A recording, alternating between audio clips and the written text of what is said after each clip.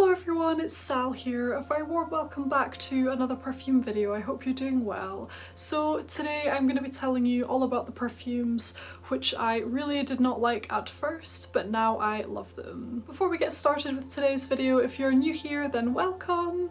I create weekly perfume videos, so if that's something which interests you, I would absolutely love it if you would click the subscribe button below so you don't miss out on any of my future videos. So the first perfume which I really didn't like at first, but now I love, is Narciso Poudre.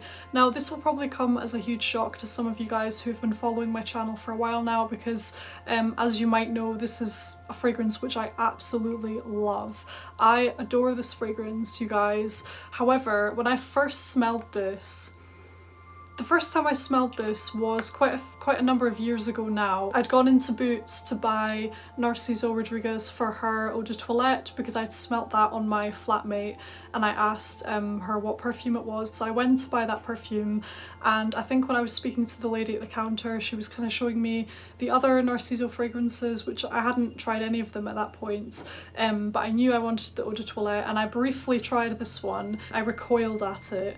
I just remember it being super powdery, and that's what I didn't like about it basically, because at that point I really didn't like powdery scents at all.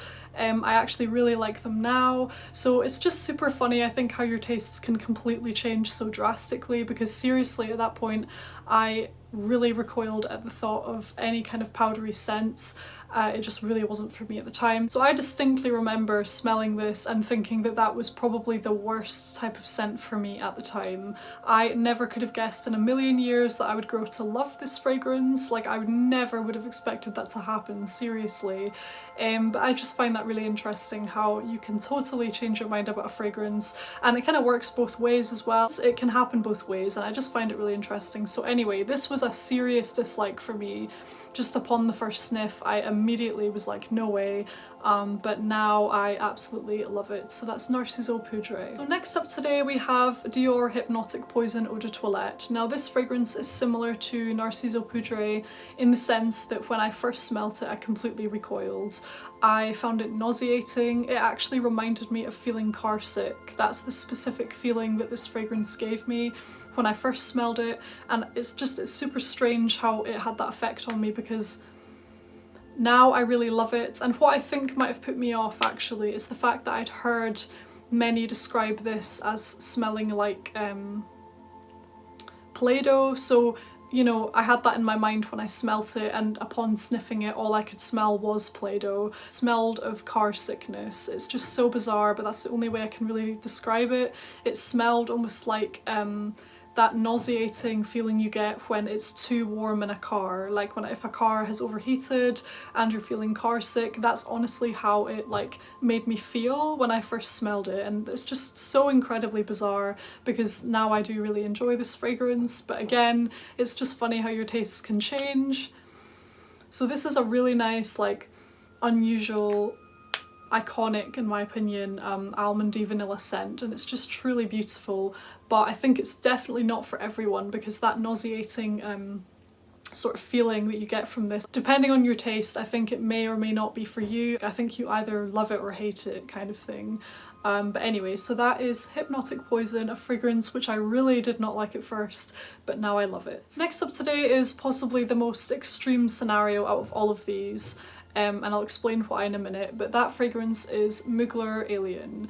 Now, I love this fragrance now. I absolutely adore it. I never really want to be without this one. I think it's a collection staple for me, but it was a very extreme dislike for me at first. I really did not like this scent at all. I couldn't understand why so many people loved it. I found it far too warm from the amber. I found that extremely cloying. I just found it nauseating again, and it really was not for me.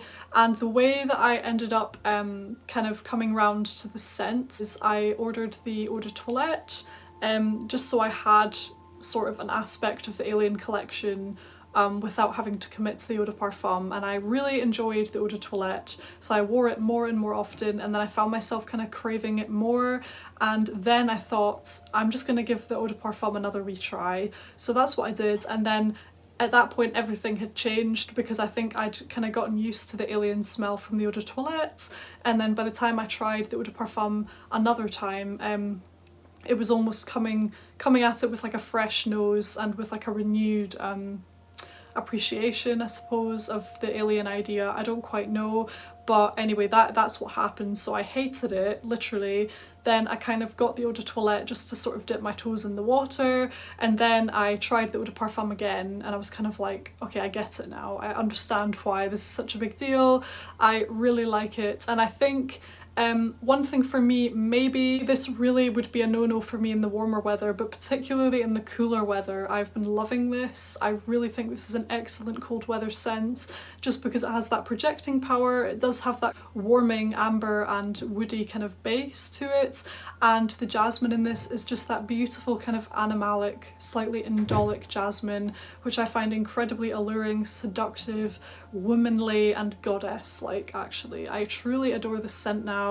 But it was a strong dislike at first. Next up today is another one which I think is really going to surprise you guys. I think it'll be really interesting to hear what you guys think of this. But it's actually Delina Exclusif. So some of you guys might have seen my unboxing video I did of this fragrance, and it's featured in a lot of my videos. I love it, basically. I think this is a true treasure in my collection. I really love this one. I don't wear it an awful lot, but that's purely just because I've not had any special occasions to go to recently. To me, this is an excellent special occasion fragrance. So I don't wear it an awful lot, but I do love it. So the story behind this one for me is I had ordered samples of Delina and Delina Exclusif because I wanted to try both, and upon sniffing the both of them, I really wasn't blown away by either of them. If you've seen my recent video about the perfumes which didn't work out for me, you'll already know what my opinion is of the original Delina, but my opinion of the Delina Exclusif, when I first tried it, I kind of thought, oh, it's a very powdery, slightly old-fashioned, kind of almost vintagey, kind of rose, powdery, dusty kind of smell. That's really what I thought of it. But the thing with this perfume is you really have to appreciate the development of the scent, and you have to kind of get to know the scent profile, and you do this by wearing it a few times, basically. So that was my first, right off the bat, first impression of this scent. I kind of thought, I don't understand, you know, from reading the description of it and then smelling it, they don't match up, and all of that was basically kind of running through my head, and I just felt a bit flat about it, to be honest. Then I tried it a second time and it was a bit better, and I kind of thought, yeah, but I still I don't understand why everyone loves it so much. For me, the turning point with this fragrance was when I sprayed my sample onto a paper bag I had in my room, and the smell, because this has such huge projection, the smell kind of filled up my whole room. Later on in the day I was thinking, what is that stunning smell? Where is that smell coming from? What is that? And then I realised that it was actually the little, spray that I'd sprayed onto my paper bag, and I was kind of thinking, wow, that actually smells really, really nice. So then I tried it again on my skin, and from that point on, basically, I loved it more and more with each wear. So for me, with this one, because it's quite complex, I'm not quite sure the reason behind it, but the more I wore it, the more I got to know the scent, and the more I really, really appreciated it, and of course now it's a complete love. Although I didn't really dislike it at first, I just didn't love it, and I didn't appreciate it. Definitely through trying it out more and smelling it, kind of having it filtrate my room, and just getting wafts of it on myself through testing it more and more, I did definitely grow to love it. Oh, this perfume is just everything. It's everything. I absolutely love it. It's amazing. It's spellbinding. Really it is. So that's Delina Exclusif from Parfums I. And last up today is Lancôme La Nuit Tresor. So it's so funny, this one, you guys, because I remember the first time I smelled this, I was almost repulsed by it. Not quite, because that's a very strong word to use, but I was very nearly repulsed by this scent. I really didn't understand what this one was all about. I remembered thinking that it was almost like a car crash of notes, really. I was kind of taken aback in a bad way. I just didn't understand it, and I just wanted to forget about it, to be honest with you. I just wanted to forget about that experience because it was not nice to me at all. I was so surprised at this because I remembered really liking how it sounded, but for some reason when I first smelled it I really didn't like it. I don't know if maybe the bottle was off or something like that, but I don't think the bottle was off. I think what it is I was very new to the perfume world. Like, I'm still new to the perfume world, you know what I mean? But at that point, this was going back like a year or two, so I was like super new to perfumery and everything like that.